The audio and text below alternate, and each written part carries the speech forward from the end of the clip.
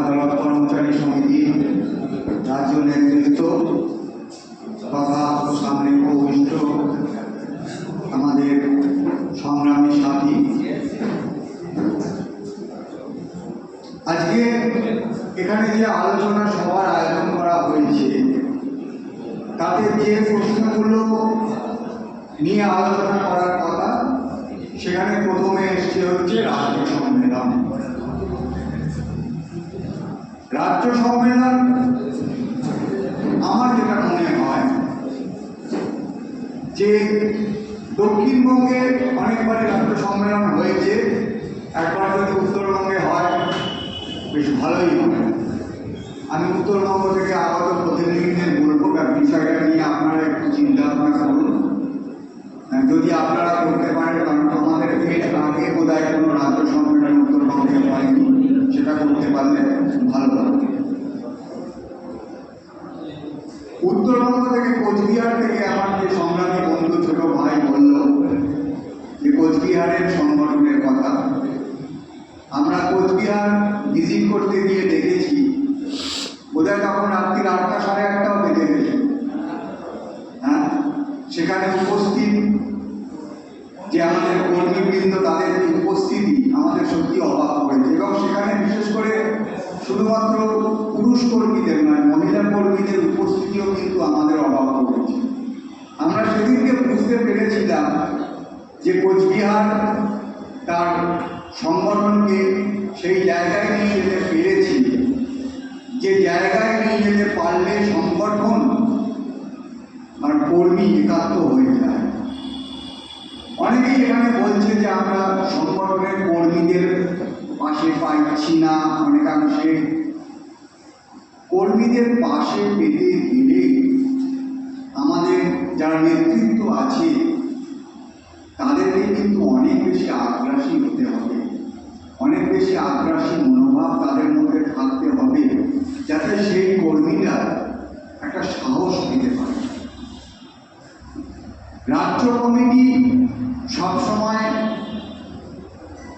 জেলা কমিটির পাশে অবশ্যই থাকে, কিন্তু পাশাপাশি এটাও মানতে হবে রাজ্য কমিটির সাথে কখনো কখনো জেলা কমিটিগুলোর মতান্তর আসতেই পারে।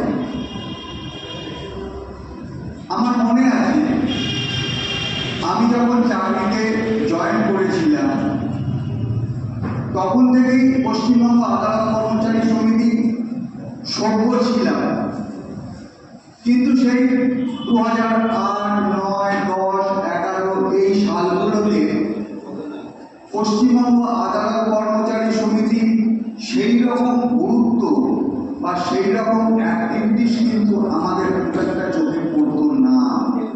আমরা দেখতাম যে হ্যাঁ মিটিং হতো, কিছু জিনিস নিয়ে আলোচনা হতো, কিন্তু আমি লোয়ার লেভেলটায় দেখেছিলাম পশ্চিমবঙ্গ আদালত কর্মচারী সমিতির মানব মজুমদার, যিনি আমাদের ফাউন্ডার বললেও ঠিক বলা হয়, তার প্রতি সকলের অসীম শ্রদ্ধা, অসীম বিশ্বাস, অসীম ভালোবাসা ছিল।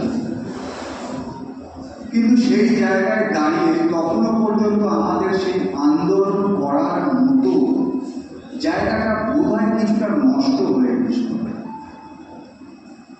আমাদের মনে আছে আমরা যখন একটা ঘটনাকে কেন্দ্র করে হুগলিতে একটা আলোচনা সভার আয়োজন করেছিলাম, সেখানে মানব মজুমদার থেকে শুরু করে আরো সিনিয়র শ্যামলবাবু সকল উপস্থিত ছিল। সেখানে আমাদের সাথে মানব মজুমদারের বিপুল তর্ক বিতর্ক হয়েছিল, কিন্তু সেই তর্ক বিতর্কটা সংগঠনের উন্নতির স্বার্থে হয়। কারণ সেই তর্ক বিতর্কের পর মানববাবু যখন মিটিং শেষ হলো, আমার কাছে এসে বললো কিষাণু অনেক বলতেছি, একটা বিড়ি দিতে পারে, অনেকক্ষণ বিড়ি খাইনি বুঝলি। সুতরাং এই আলোচনা, এই তর্ক বিতর্ক রাজ্য কমিটির সাথে জেলা নেতৃত্বের থাকতেই পারে, কিন্তু সেটা কখনো ব্যক্তিগত পর্যায়ে গেলে চলে না।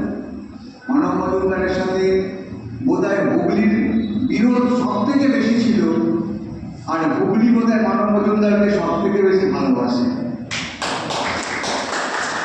অদ্ভুত ব্যাপার। সুতরাং এই জিনিসগুলো থাকবেই, মতবিরোধ হোক। একটা কমিটি যখন গ্রহণ করে তারা তো আদতে মানুষ, তাদের ভুল ভ্রান্তি সবই থাকতে পারে, কিন্তু সেই ভুল ভ্রান্তিগুলো কখনোই একটা ব্যক্তিগত পর্যায়ে না চলে যায়, এটা সকলের কাছে একটা সম্পর্ক শক্তিশালী করতে হবে। তো বেশ সম্পর্ক শক্তিশালী করতে গেলে আমাদের কি করতে হবে?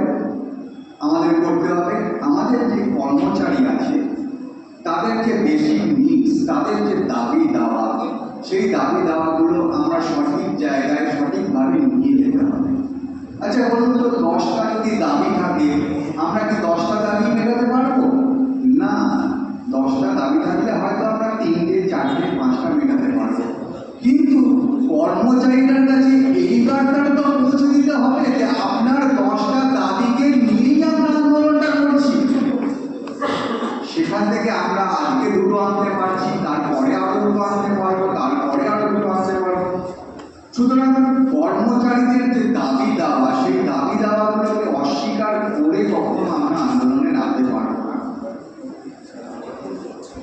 আজকে এসজিএম কোচবিহারের আমার নতুন বন্ধু বলল, ছোট ভাইটা বললো, এসজিএম যে জায়গাটা করতে পেরেছে এই 2 বছর 3 বছর ধরে, তারা যে জায়গাটা করতে পেরেছে, আমরা পশ্চিমবঙ্গ আদালত কর্মচারী সমিতি এত বছর ধরে কেন করতে পারি? ভাই তারা তো রাস্তায় আছে, আমরা তো এই ঘরে আছি, কি করে পারবে বলুন তো?